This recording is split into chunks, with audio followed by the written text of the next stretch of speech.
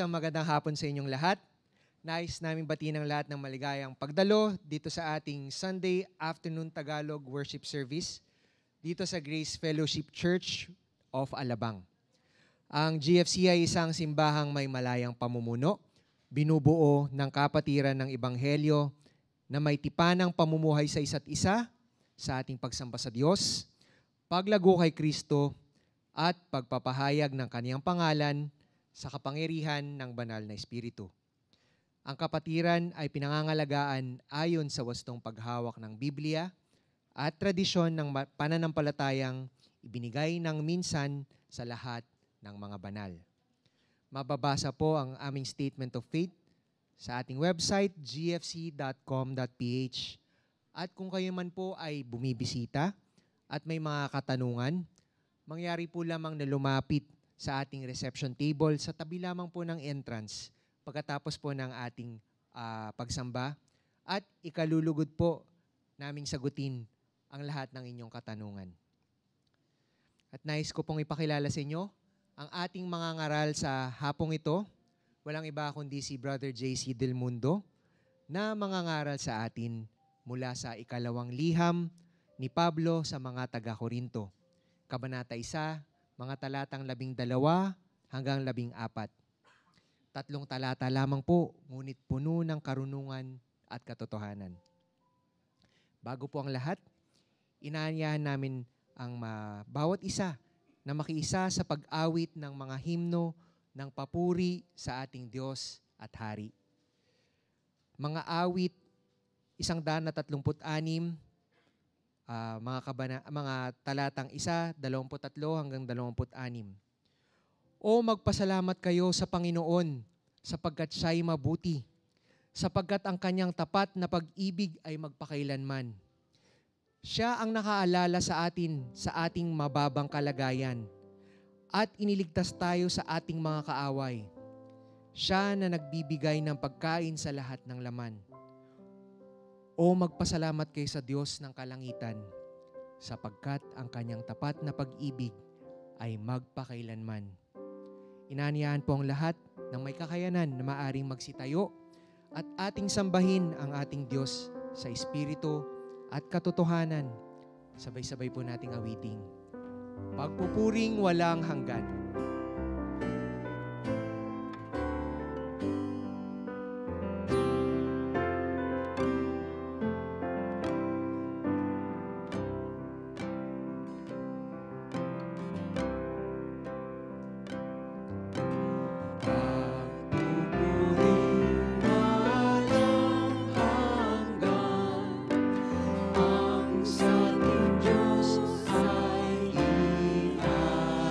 Ay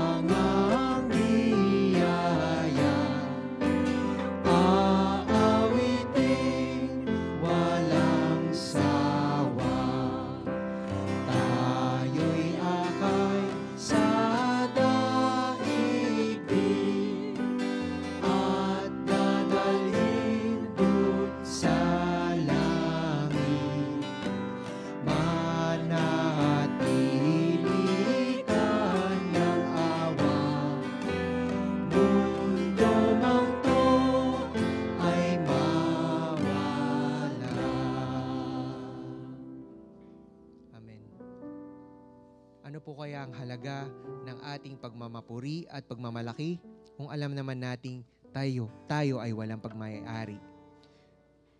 Ganito ang sabi ng Panginoon, huwag magmapuri ang marunong sa kanyang karunungan, at huwag magmapuri ang makapangyarihan sa kanyang kapangyarihan. Huwag magmapuri ang mayaman sa kanyang kayamanan, kundi ang nagmamapuri ay dito magpuri na kanyang maunawaan at nakikilala ako. Ako na Panginoon na nagsasagawa ng kagandahang loob, ng katarungan at ng katuwiran sa daigdig. Sapagkat sa mga bagay na ito ay nalulugod ako, sabi ng Panginoon. Jeremiah 9:23-24. Sa ating pagpapakumbaba, ating alalahanin si Jesus at ipagmalaki ang katangian niya, Panginoon at tagapagligtas. Ating awitin ang "These Things Are True of You."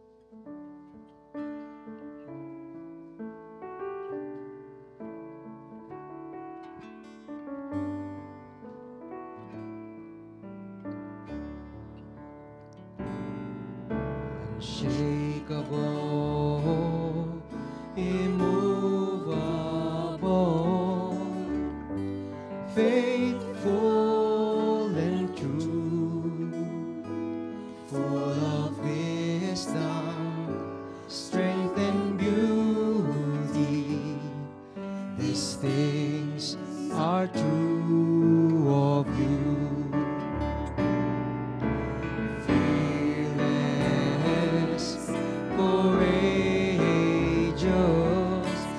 Righteousness shines through in all you do, yet you're so humble.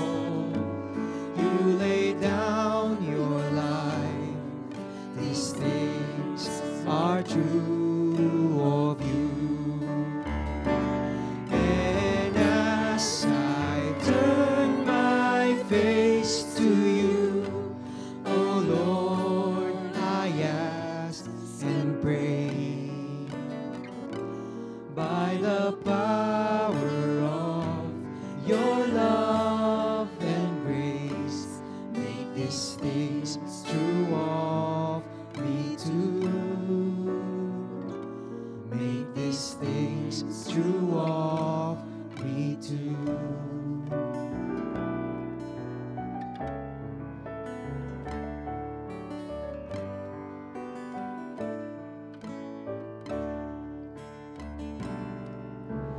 Patient, compassionate, love flows through you. You never give up on the hopeless ones. These things are true of you.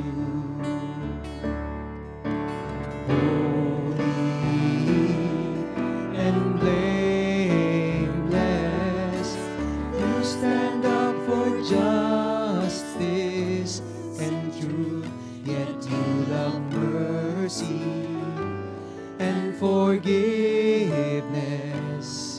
These things are true of you. And as I turn my face to you, oh Lord, I ask and pray, by the power of your love and grace, make these things true of me too. Make these things true of me too. And as I turn my face to you, oh Lord, I ask and pray, by the power of your love and grace, make these things true of me too. Make these things true of me too. Amen.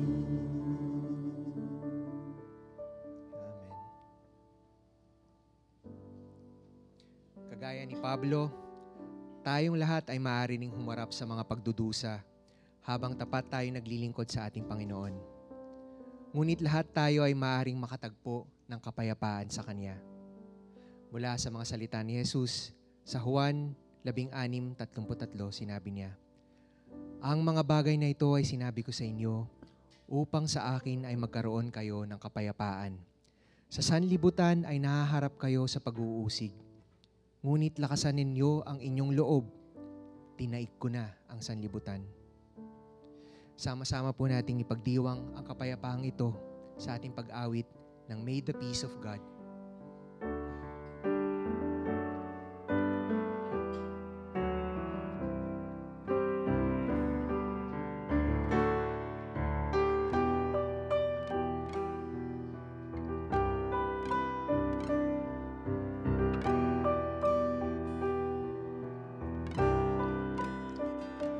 May the peace of God our Heavenly Father and the grace of Christ the risen Son and the fellowship of God the Spirit keep our hearts and minds filled with love.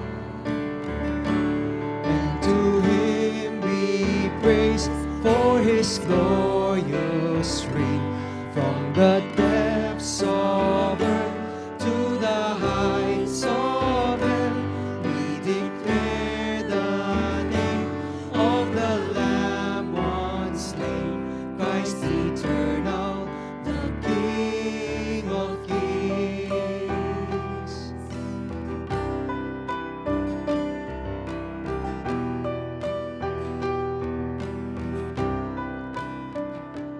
May the peace which passes understanding and this grace which makes us what we are and this fellowship of His communion make us one in spirit and in heart. And to Him be praised for His glorious reign, from the depths of earth to the heights of heaven, we declare the name of the Lamb once slain, Christ eternal, the King of kings. And to Him be praised for His glorious reign, from the depths of earth to the heights of heaven, we declare the name of the Lamb once slain, Christ eternal, the King of kings. Christ eternal, the King of kings.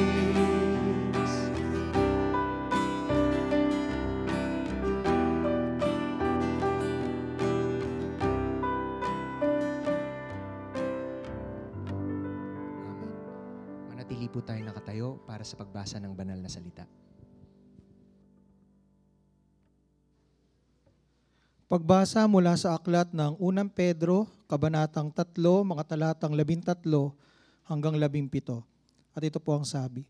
At sino naman ang gagawa sa inyo ng masama kung masigasig kayo sa paggawa ng mabuti?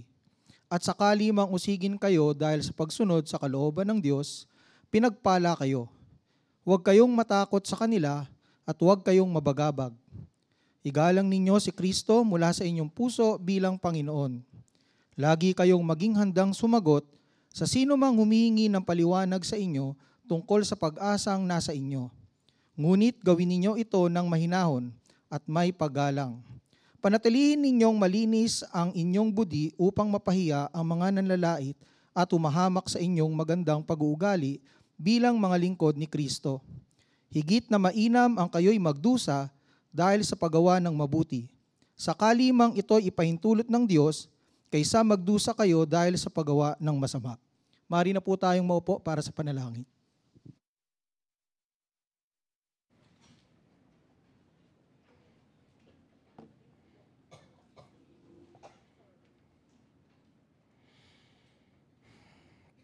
Tayo po ay manalangin. Mahal po na Panginoon, tunay po na Ikaw ang Diyos ng lahat ng kaaliwan. Hinahayaan niyo po kaming dumaan sa mga pagsubok at paghihirap, ngunit hindi lamang na hawak mo ito sa iyong kamay, kundi ginagamit niyo pa po ito upang hubugin kami na maging kawangis ni Kristo. Panginoon, pagpalain niyo po ang mga dumaraan ngayon sa pisikal na karamdaman, ipagkaloob niyo po sa kanila ang kagalingan at kaaliwan. At pagpalain niyo po sana ang iyong iglesia sa kabila ng kaguluhan sa aming paligid, all around the world. Tulungan niyo po kaming maging asin at ilaw sa sanlibutan. At Panginoon, bigyan niyo po din kami ng mga pusong handang tumanggap ng iyong salita ngayong hapon. Sa pangalan ni Jesus, Amen. Good afternoon. 12 to 14. Basahin po muna natin ang passage natin. Tayo po ay tumayo. At basahin po natin ang pangalawang sulat sa mga taga-Korinto, chapter 1, verse 12 to 14. Verse 12. Ito ang aming ipinagmamalaki at pinapatunayan namin ng aming budhi. Tapat at walang pagkukunwari ang aming pakikisama sa lahat, lalo na sa inyo. Subalit, nagawa namin ito sa kagandahang loob ng Diyos at hindi sa pamamagitan ng karunungan ng tao.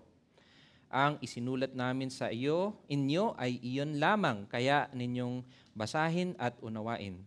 Gayunpaman, hindi pa rin ninyo kami lubos na maunawaan, ngunit umaasa akong mauunawaan din ninyo kami upang sa araw ng ating Panginoong Hesus ay maipagmamalaki ninyo kami kung paanong maipagmamalaki namin kayo. Please be seated.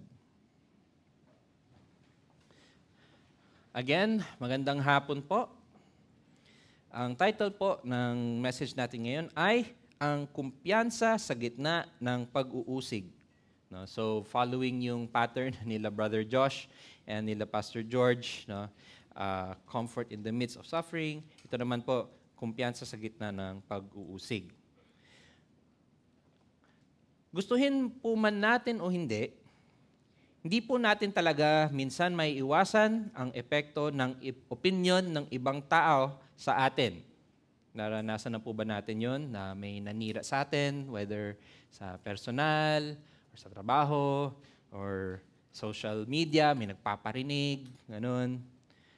Kala natin, sa high school lang yung mga ganung klaseng, mabababaw na parinig.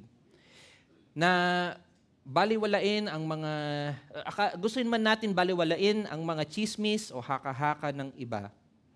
Kahit isipin natin na mas mataas tayo sa mga mabababaw na bagay na yan, minsan, kung anong iniisip ng mga tao sa atin ay maaari talaga pa ring umabot sa punto na humahad lang ito or hahad lang ito sa ating pang-araw-araw na gawain.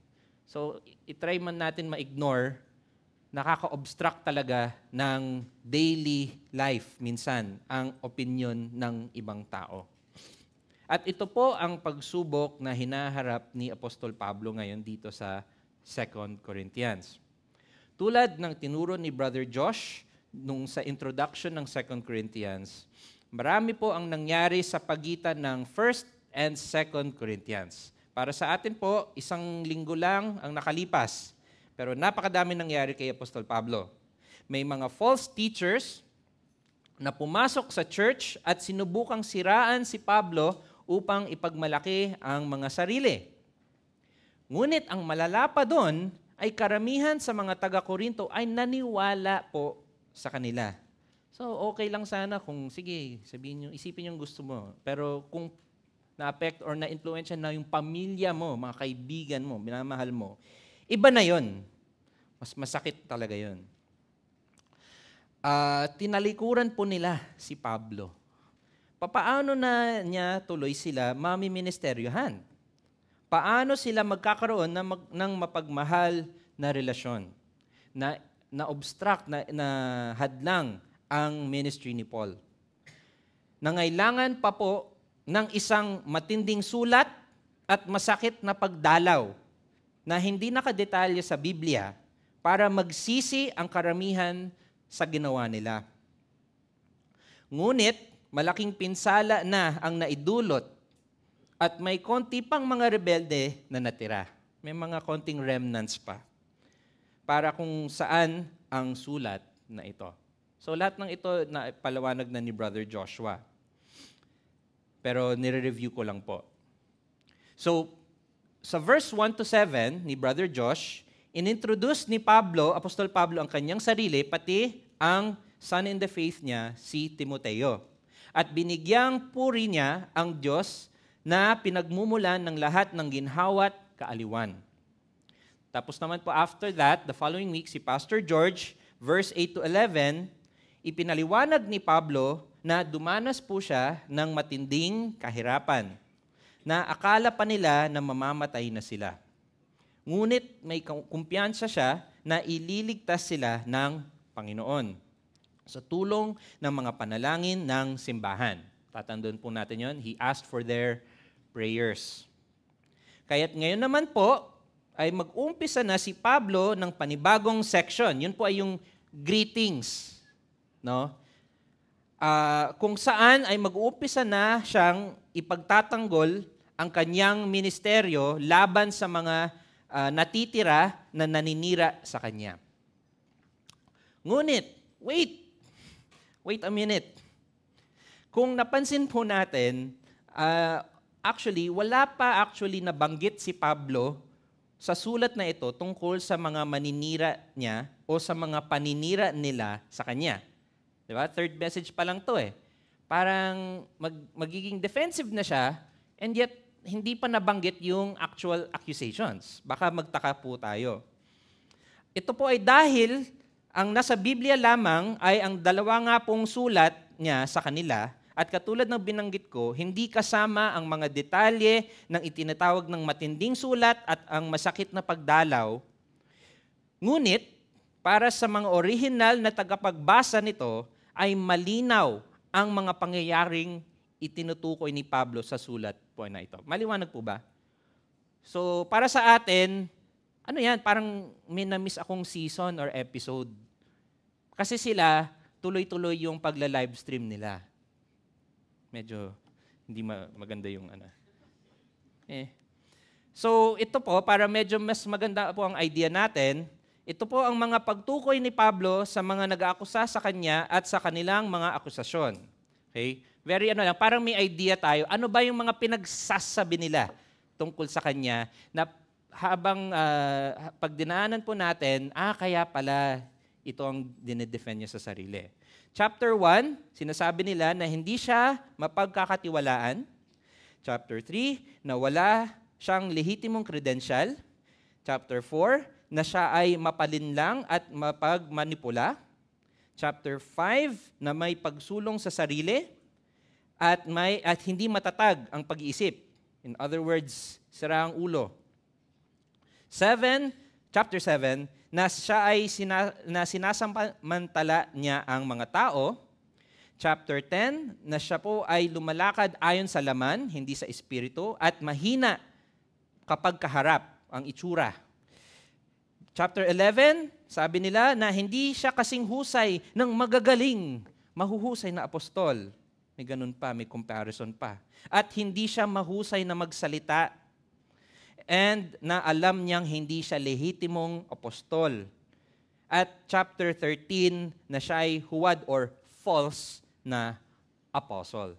Ang dami po, no?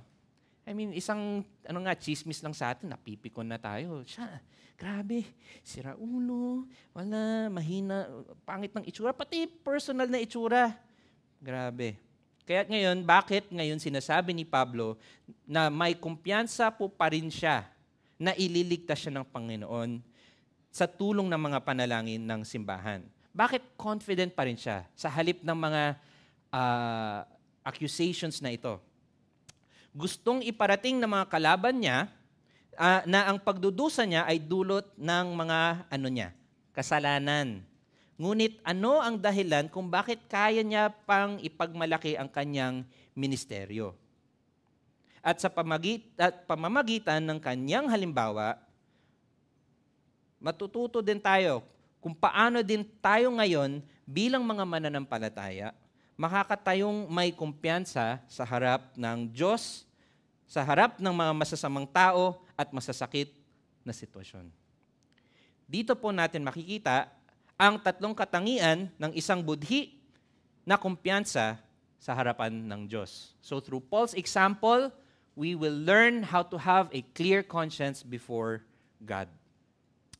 Una, ang budhi na kumpiyansa sa harapan ng Diyos ay inilalarawan po ng kabanalan. Verse 12 ulit. Ito ang aming ipinagmamalaki at pinapatunayan naman ng aming budhi. Na ano po, tapat at walang pagkukunwari ang aming pakikisama sa lahat, lalo na sa inyo. Subalit, nagawa namin ito sa kagandahang loob ng Diyos at hindi sa pamamagitan ng karunungan ng tao. Medyo madaming idea po ang laman ng verse 12, kaya i-unpack po natin to ng isa-isa. Okay? Game? Ang unang konsepto na inintroduce niya ay ang aming ipinagmamalaki. Ano po ito?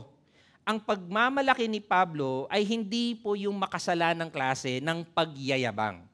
Yung salitang ipinagmamalaki, yung original na Griego, maaari po siyang gamitin na parang masamang pagyayabang, pero pwede din po siya gamitin as mabuting pagpupuri sa Diyos.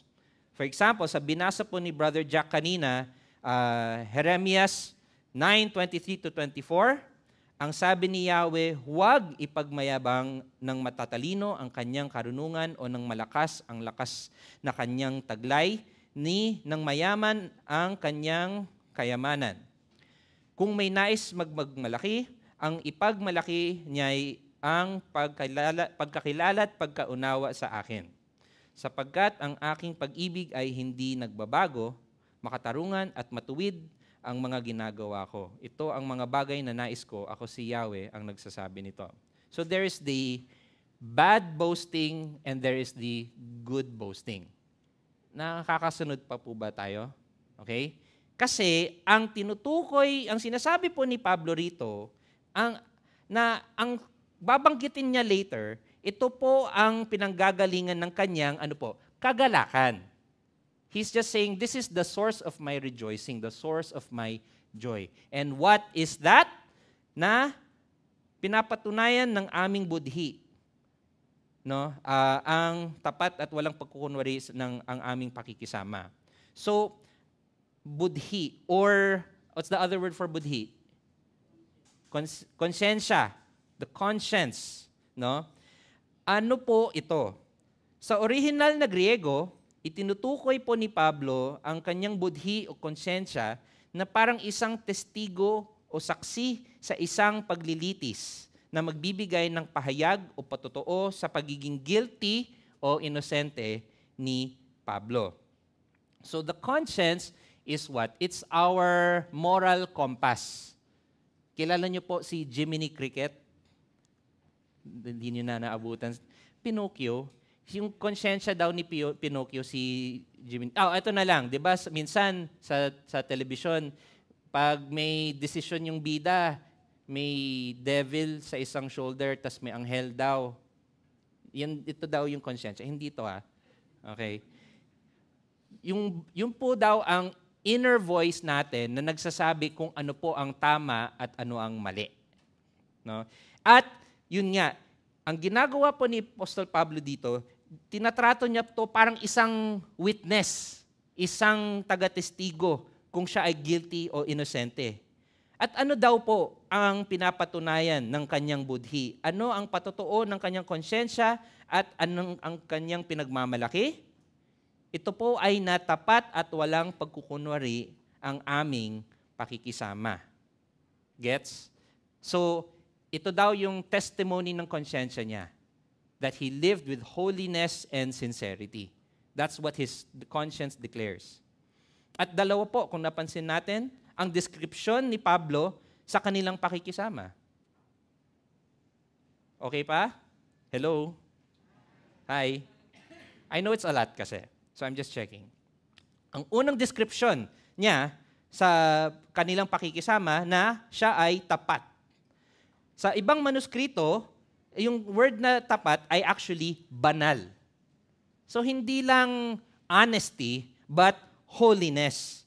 Si Pablo po ay namuhay ayon hindi lang sa kung anong itinuturing niyang mabuti, like minsan ginagawa natin, kundi sa kalooban ng Diyos mismo, ayon sa kanyang salita at batas. So he lived according to God's word. Pangalawa, ang description niya ng pakikisama sa kanila ay walang pagkukunwari.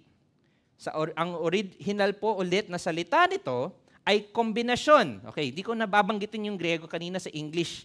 Ang dami kong ginamit na Greek words. Sabi ni Doc, huwag masyadong mag-Greek kasi masyadong parang nagmamarunong ako. Hindi. Or ang masyado daw baka isipin ng tao na nagmamalaki tayo. But it's not the case.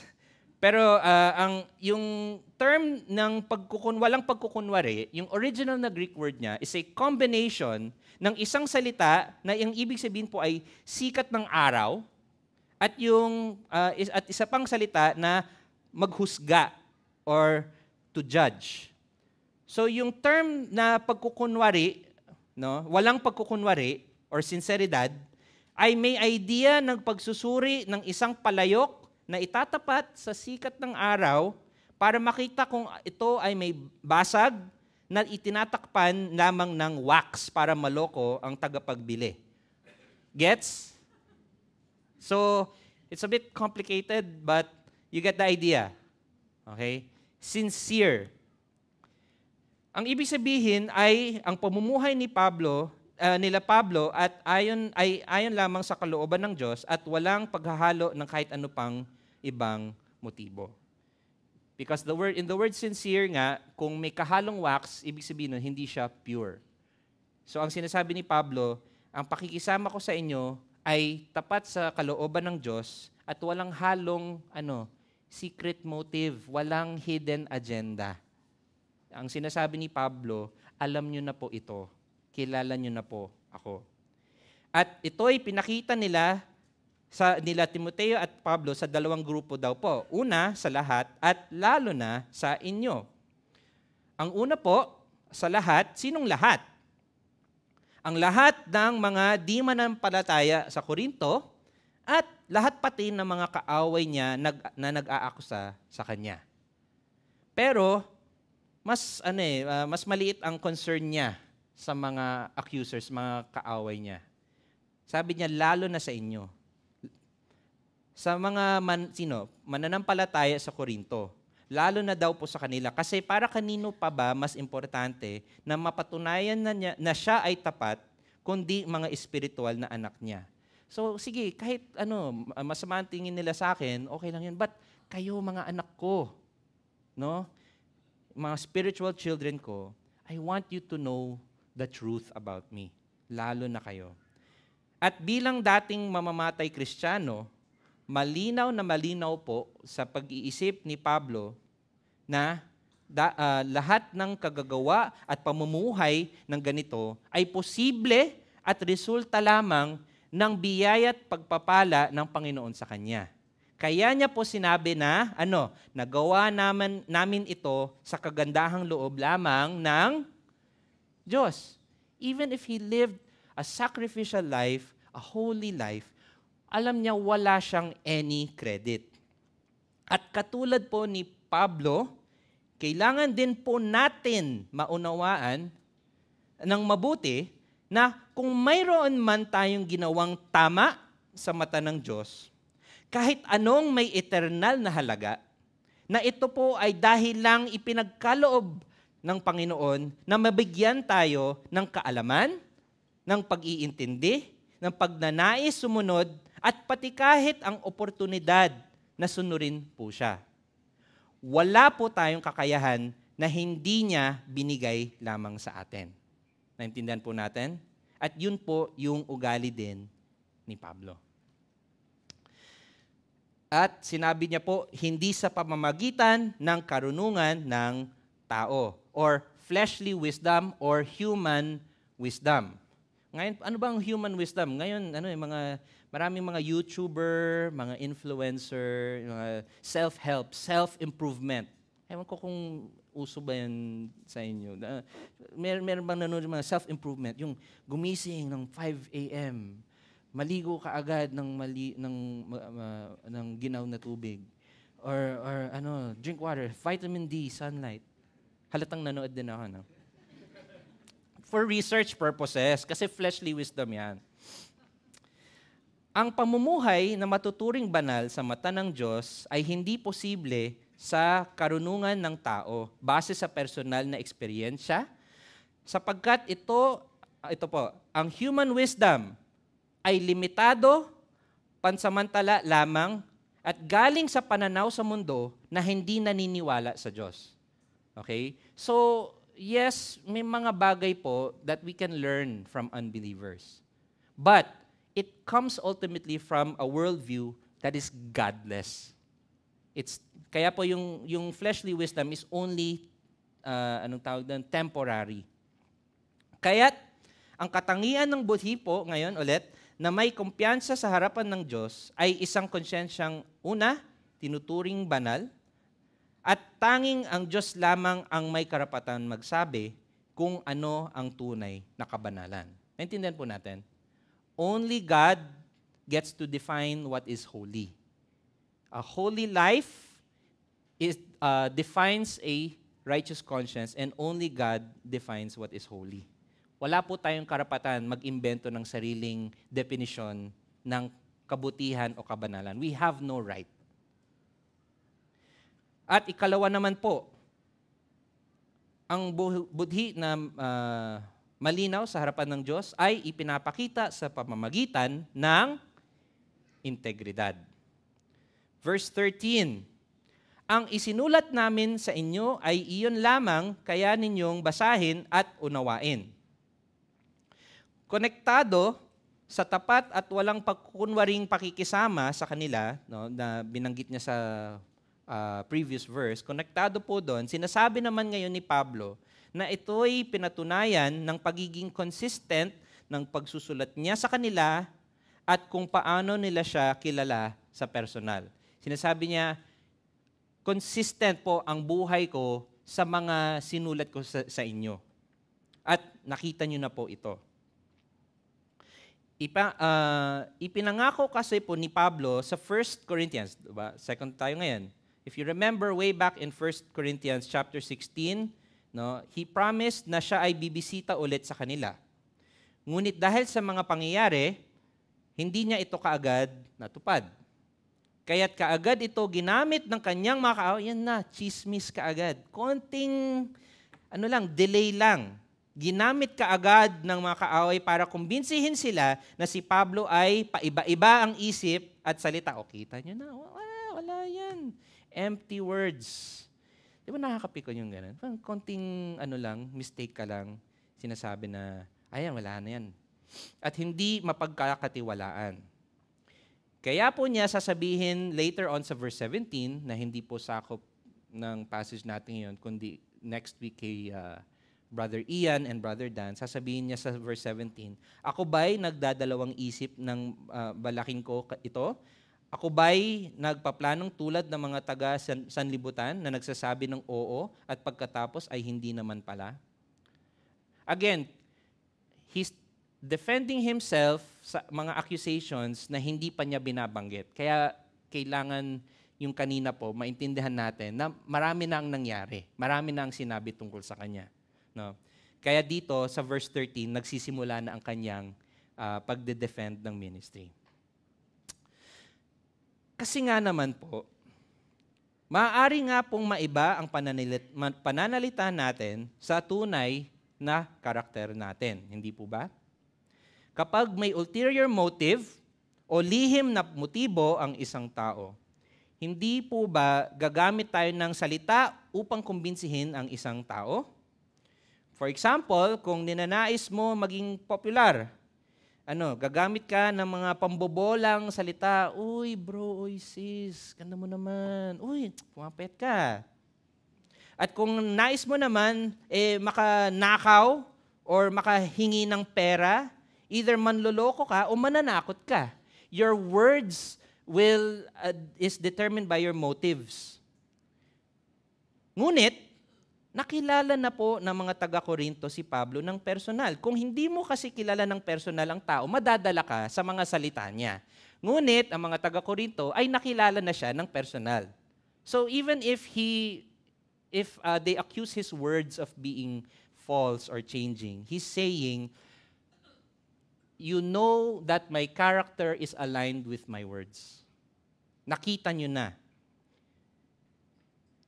Nakipagbahagi na sila sa buhay sa isa't isa ng mahabang panahon. In other words, what you see is what you get. Ang original po na Griego ulit na ginamit ni Pablo para sa mga salitang basahin at unawain, no? Ito, sige, gagamit na ako ng Griego. Anaginoskete, tinanong ko pa si Brother Josh niyan. Anaginoskete, kung ano yung binasa.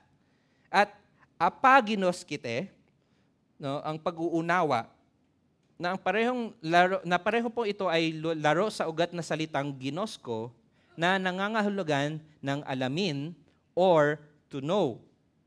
So what? Anong significance nito? Ang ibig sabihin po nito ay walang sinulat si Pablo sa kanila, kundi ang mga binasa nila sa harap ng buong simbahan at kung anong nakita nila sa personal kay Pablo. Wala siyang double life, wala siyang hidden life. Everything he wrote is consistent with everything they've seen. Sa madaling salita nga po, what you see is what you get. Parang sinasabi niya, wala akong ginawa o sinasabi na iba sa nakita at nabasa nyo na sa akin. Sabi niya po later on sa chapter 7 verse 2, kailan may hindi namin kayo ginawan ng masama, itinulak na gumawa ng masama, o nilamangan ang sinuman sa inyo. Hindi lamang po sinabi ni Pablo na siya'y mapagkakatiwalaan, kundi nakita na nila ang tunay na karakter niya. Kaya't ang pangalawang katangian po ng budhing kumpiyansa ni Pablo ay na ito ay pinakita at napatunayan niya sa pamamagitan ng, integridad. How about us? Are our words consistent with our character? Consistent po ba ang karakter natin sa mga salita natin? Or are we known for being, two-faced? You say one thing but you mean another. Pangatlo po at huli sa lahat, ang konsyensya po or budhi na malinis sa mata ng Diyos ay isinusulong ng pag-ibig. It is driven by love. Driven, motivated. The source. What is the source of a clean conscience? Personal na ambisyon o what? Pagmamahal, pag-ibig. Basahin po natin ulit ang verse 14. Buhay pa po ba tayo? Okay. Pasensya na po kung yung Tagalog ko is But I'm really trying my best because this truth is very impactful. Sabi po ulit sa verse 14, ngunit umaasa akong maunawaan din ninyo kami upang sa araw ng ating Panginoong Hesus ay, and take note of this, maipagmalaki ninyo kami kung paanong maipagmamalaki namin kayo. Okay? Kasi may konting hugot lines si Pablo dito. First, umaasa akong maunawaan din ninyo kami. Related sa pag-uunawa sa previous verse, kung saan pinag-usapan niya yung pag-uunawa ng sulat niya, mga sinulat niya, umaasa din po dito si Pablo na maunawaan nila siya sa iba din pong pamamaraan. Sa English po na translation, ang pagkasabi ni Pablo nito ay na nauunawaan na nila si Pablo ng bahagyang or partially, at ang nais niya, ito po yung nawala po sa Magandang Balita version, kaya tinatranslate ko yung galing sa English version. No? Naunawaan na nila si Pablo ng bahagyan or partial, at ang nais ni Pablo ay maunawaan din siya ng buo. Okay? So, you know me partially, my prayer is that you will know me fully. At bakit ito ang ninanais niya? Upang sa araw ng ating Panginoong Hesus ay maipagmamalaki ninyo kami kung paanong maipagmamalaki namin kayo. So, ano naman po ang ibig sabihin nito? Ano po ang araw ng ating Panginoong Hesus? Hindi po ito tubutukoy sa araw ng paghuhusga ng mga di mananampalataya na itinatawag na Great White Throne Judgment. No, that's different. Iba yun. The Great White Throne Judgment is for all non-believers. Kundi ito ay ang tinatawag na Judgment Seat of Christ. No? Na kung saan ang lahat ng tunay na mananampalataya ay ititipon upang suriin kung paano natin ginamit ang mga abilidad at oportunidad sa buhay na to para sa Panginoon. Hindi siya condemnation, kundi evaluation. Diba yung talents? Oh, ikaw, JC, binigyan kita ng 73 years, no? Binigyan kita ng ilang taon sa GFC. Oh, itong pagkakataon, kinausap mo, si ganyan, anong ginawa mo? Wala, nag-cellphone ka lang. Wala, nag-Shopee ka lang. Nanood ka lang. It's the evaluation. Pero ito po ay mga saved na po na mananampalataya. No? Sabi po sa 2 Corinthians 5:10, which means dadaanan din po natin to in a few months, na sapagkat lahat tayo'y haharap sa hukuman ni Kristo at tatanggap ng nararapat ayon sa ating mga gawang mabuti o masama, nang tayo'y nabubuhay pa sa katawang ito. Ito po ay magiging parang grand reunion ng lahat na mananampalataya throughout history. Can you imagine? We will meet all the believers of all time at this point. Kung saan pupurihin natin ng sama-sama ang Panginoon para sa lahat ng nakamamanghang ginawa niya sa mga buhay natin.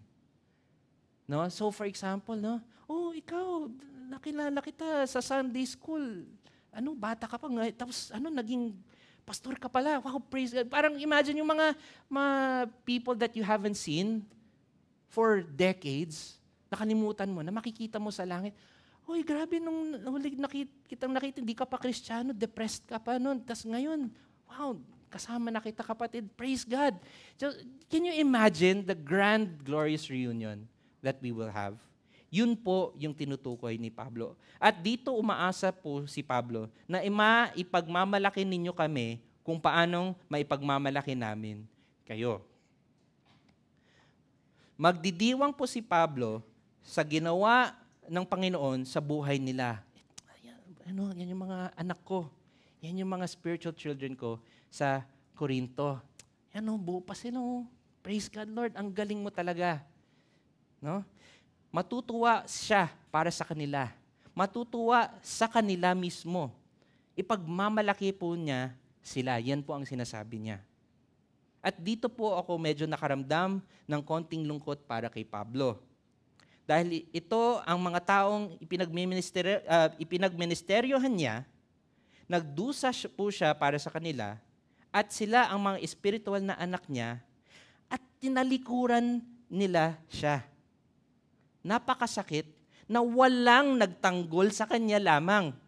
Pagkatapos ng lahat ng ginawa niya para sa kanila. Kaya't sinasabi niya dito, kung talagang iintindihan natin ang paggamit niya ng salita, na umaasa siya, ang ipinagdadasal niya, ang pananabik niya, ay napurihin din nila ang Panginoon ng dahil sa Kanya, katulad ng pagkasigurado niya na pupurihin niya ang Panginoon dahil sa kanila. Naintindihan po natin? Na makita nila, na makilala nila, na maunawaan nila,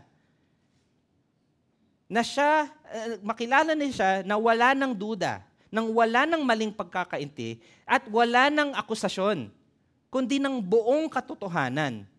bilang minamahal na kapatid sa kawalang hanggan.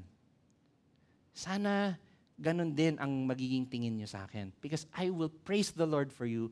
Sana you will praise the Lord for me then. When you know the truth, when you see me in full, pag nakilala nyo ako ng buo. Kasi ngayon, parang hindi pa buo. Kasi naniwala kaagad kayo sa mga kaaway ko. At ito, bakit? Why does he wish for them to love him like he loves them? Dahil again, ang buhay niya ay isinalarawan ang kabanalan, nagpakita ng integridad at isinulong hindi ng personal na ambisyon, kundi ng pag-ibig. This is true love. Paul truly loved them. Yung mga false prophets na nanira sa kanya, gusto lang nilang i-advance yung sarili nilang career. Pero ipanapaalala ni Pablo, mahal na mahal ko talaga kayo kahit ginawa niyo to sa akin. And you will see in heaven, I will praise God because of His grace to you. And sana you will praise God for His work in me too. Ang sakit, di ba? But what does it show us? It shows that tunay talaga, sincere talaga yung pagmamahal niya sa kanila. How can they doubt Him? How can they doubt Him? Ngayon po, malaki po ang kumpiyansa ni Pablo sa budhi o konsensya niya. Yun po yung naging focus niya sa 3 verse na to, di ba? Ngunit, may mga mahalagang katotohanan na kailangan natin maintindihan tungkol sa ating konsensya. Kasi baka mali po ang take-home nating lesson about the conscience. No? Una, ang konsensya po ay biyaya ng Panginoon. Ang konsensya ay biyaya or budhi ay biyaya ng Panginoon. Kasama po sa paglilikha sa atin ng Diyos, sa kanyang imahe, ay ang pagkaroon ng pag-unawa ng tama at mali. Okay? Everyone has it. Whether believer or unbeliever, the Lord gave each of us, even non-Christians, that sense of right and wrong. That sense of right and wrong. Sabi nga sa Roma 2:15, na kahit ang mga di mananampalataya, nakasulat ang panuntunan ng kautusan sa kanilang puso't budhi. Ayun po. At ito po ay tumutulong na kumontrol o malimitado ang pagwawala ng kasalanan ng mundo. So, di ba, mga balita ngayon, whether local or global, international, grabe yung mga balita ngayon, di ba? And yet, even then, the Lord is controlling the amount of sin. He is restraining the wickedness of the world through the conscience. Na kung wala po, ay lahat ay magwawala at magpapatayan na lang. Okay, if you think, wala, God is not protecting us. No. Itong civilization po natin ngayon, maayos pa to. All things considered. And that is a gift of God that He gave the conscience. Yun po ang number 1. Number 2, ang konsensya po ay, yes, biyaya ng Panginoon, ngunit ito ay maaaring mabahiran ng kasalanan. It's not perfect. Hindi po siya end-all final judge ng kung ano ang tama at mali. Ano lang siya, alarm system. Parang yung pag nagba-back up ka sa kotse, yung tutunog beep beep beep. Oops, alanganin na. Pero hindi siya perpekto. Ang internal na warning system natin laban sa kasalanan ay maaaring mabahiran ng kasalanan. Hindi po ito perpekto. Maaaring itong baliwalain, maging manhid, o kaya magwala. At ang nakakasama pa dyan ay agresibo at sistematikong pinapatahimik ng mundo ang ating konsyensya. Lahat po ng itinuturing nating kasalanan ay itinatrato ng mundo ng dapat ipagmalaki. Mga kasalanang sexual, mapagsarili, bayolente, pagwawalang pagpipigil, at ang pagwalang galang sa lahat ng itinuturing ng Panginoon na banal. The world wants you to be proud of every sin. Wala nang kasalanan na dapat ikahiya daw. Every form of sin is now celebrated.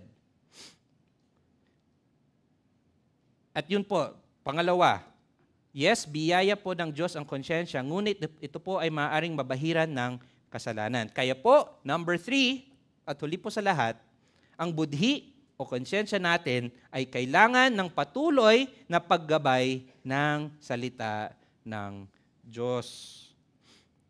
Kung sa atin lang po, iibahin po talaga natin ang standard ng Panginoon. Mag-iisip at mag-iisip po tayo ng paraan para mabigyang katwiran ang ating mga kasalanan. In fact, I am 100% sure that every one of us here may particular na kasalanan na natetempt tayong mabigyang katwiran, to defend, to justify. Kapag hindi gabayan ng salita ng Diyos ang budhi natin, maaari din itong masapawan. No? Ang kabilang extreme naman is masapawan naman ng pagsisisi. No? For example, may pinanood po akong pelikula recently. No? Hindi lang po si Pastor Pedro ang maaaring gumamit ng Netflix, ng ilustrasyon. Medyo lumang movie na siya, 2007 pa, di ko alam kung alam nyo. Atonement. No? Ang general idea po ng movie na Atonement ay yung pinaka-main character, hindi ko masasabing bida, ay isang babae na dahil sa mga kasinungalingan niya nung siya'y bata pa, maraming nasira ang buhay. Okay, in short. And sa sobrang guilty niya, paglaki niya, kasi sobrang nawasak yung mga buhay ng mga tao na yon. Sa sobrang guilty niya, gumagawa siya ng pa-extreme na pamamaraan para i-quell or maano yung konsyensya na. Anong tawag doon? What's the word? Ma-forgive niya ang sarili niya. And ito po ay example ng isang budhi or isang konsyensya na hindi ginagabayan ng salita ng Diyos. Dahil wala itong tamang pagkakaintindi sa kasalanan at pagpapatawad ng Diyos. In other words, pag hindi na-guide ng Bible ang conscience natin, we can be eaten up with guilt, with shame. Hindi natin alam kung anong gagawin natin sa kasalanan natin. In fact, naniniwala po ako na maraming hindi tumatanggap sa Ebanghelyo kasi alam nila masyadong nakakatakot isipin yung mga kasalanan nilang ginawa. Na maituring nga itong kasalanan. Hindi lang pagkakamali, no? Hindi lang mistake, kundi kasalanan talaga. It's too scary to think that grabe, ang dami kong ginawa, ang lala pa ng ginawa ko, whether in actions or even sa pag-iisip. Because they don't have the biblical guidance of grace. They don't have the biblical understanding of sin and grace. And that's just one example. Sa kabila naman po, ang matured naman na mananampalataya ay hindi ikagagalit ang pagsaway sa Biblia, ng Biblia. Dahil kahit ito po ay masakit o nakakahiya, ang matured na Kristiyano ay nagsasabing, oo nga, ako nga yan. Yun nga yung kasalanan ko. Kailangan ko marinig yan. In fact, a mature believer, the more na tumpak, the more na tamang-tama yung puso niya sa salita, the more nagugutom pa siya. Amen. Dahil kailangan ko nga magbalik loob sa Panginoon ko. Kailangan ko marinig yan. Sabi sa awit 119 verse 9, paano mapapanatiling malinis ang pamumuhay ng sinumang tao sa kanilang kabataan? Saan? Sa pamamagitan ng pagsunod sa banal mong kautusan. We cannot rely on our own fleshly wisdom. Your conscience must be guided by Scripture. Ang budhi na ginagabayan ng salita ng Diyos ay sensitibo at alerto. At si Pablo, bilang isa sa pinakamaalam sa salita ng Diyos, ay may isa sa pinakasensitibong budhi o konsyensya. Ngunit, and this is the last point I want to make. Ngunit, marami na po tayong sinabi tungkol sa budhi. Alam po din ni Pablo na ang malinis niyang budhi ay hindi ang nagliligtas sa kanya. A clean conscience is not what will save you. Sabi nga niya sa 1 Corinthians 4, verse 4, malinis ang aking budhi, subalit hindi iyon katibayan na ako'y walang kasalanan. Okay?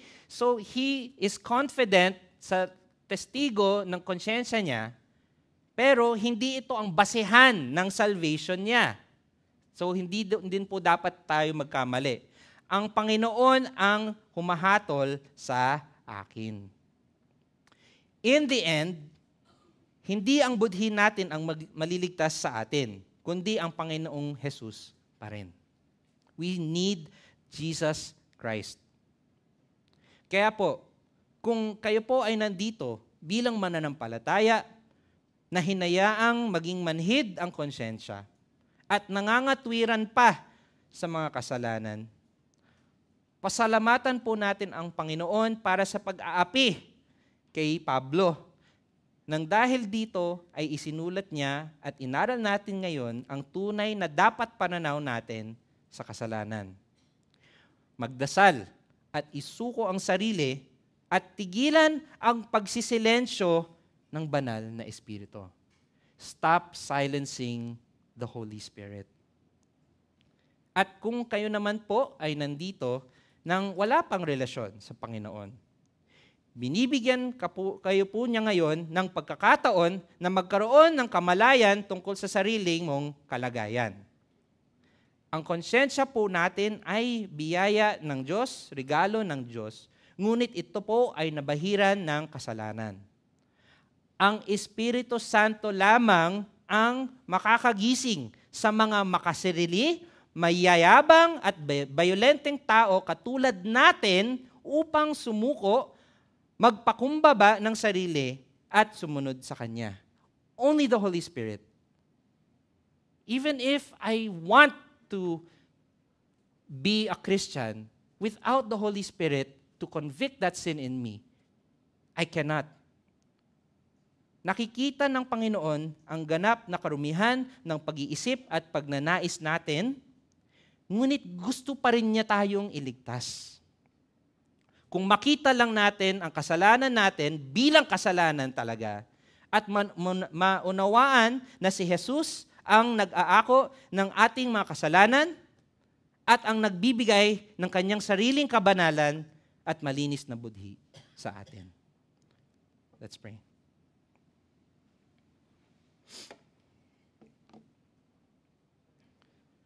Mahal po na Panginoon, salamat po dahil hinayaan mong maranasan ni Pablo ang mga pagdurusang iyon.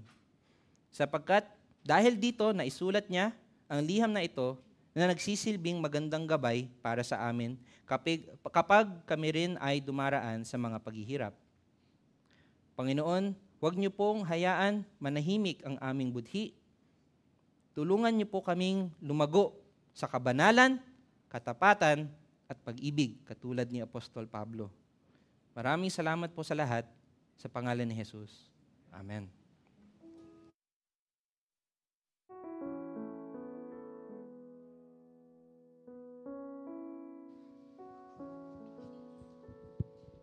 Atin pong nasaksihan na kagaya ni Pablo, ang mga tunay na mananampalataya kay Kristo ay maaaring humarap sa mga paninirang puri at kasinungalingang binabato sa atin. Tulad rin po ni Apostol Pablo, hindi natin kailangan ipagtanggol o ipagmalaki ang ating katapatan sa Diyos. Ngayon ay nakikita natin ang bahagi, ngunit pagkatapos ay makikita natin ang kabuuan. Sapagkat ang katarungan ay bibigay at ang lahat ng katotohanan ay mahahayag sa araw ng pagbabalik ng ating Panginoon. lahat ay tatama sa kanyang pagbabalik. Mga pahayag, 21, talata 4. At papahirin niya ang bawat luha sa kanilang mga mata at hindi na magkakaroon ng kamatayan. Hindi na rin magkakaroon ng pagdadalamhati o ng pagtangis man o ng kirot man, sapagkat ang mga unang bagay ay lumipas na. Maaari ko po bang aniyahan ng lahat na magsitayo at tayo po ay makiisa. Sumamba at ihayag ang ating panalangin at awit, Come Lord Jesus.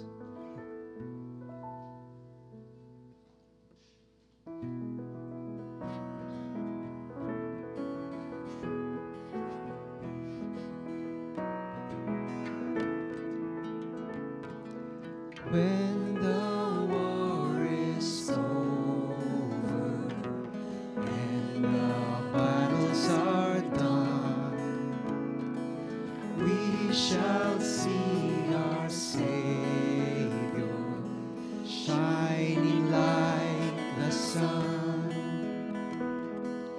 Every tear He will dry, every shadow will flee. All those in Christ Jesus will be made complete. Will be made complete. Come, Lord Jesus, listen to creation grow. Come, Lord Jesus, come and take your people home.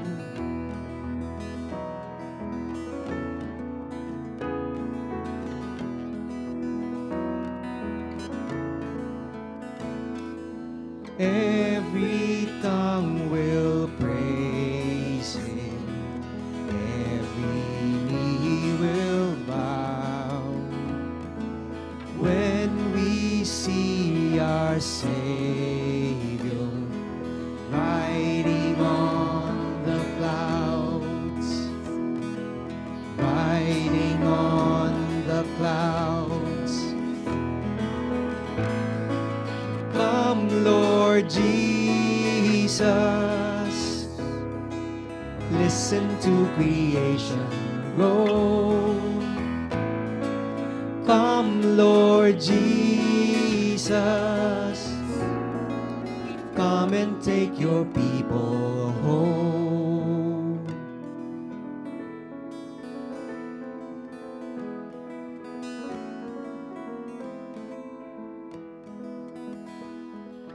Now we see in part, then we'll see in full your glory, Jesus, will satisfy our souls. Now we see in part, then we'll see in full your glory, Jesus, will satisfy our souls. Come, Lord Jesus, listen to creation grow. Come, Lord Jesus, come and take your people home. Come, Lord Jesus, listen to creation grow. Come, Lord Jesus, come and take your people home. Come and take your people home. Come and take your people home.